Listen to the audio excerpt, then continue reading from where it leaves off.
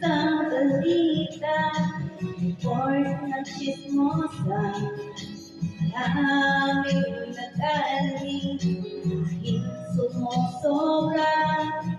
Ngunit hindi patina, dumadami pa sila. Ang duty pala nila ay pagkalala.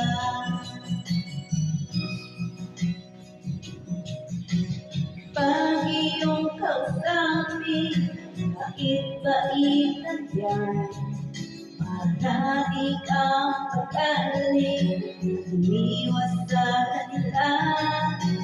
Kung biglang magyaya, kainuman pa sila.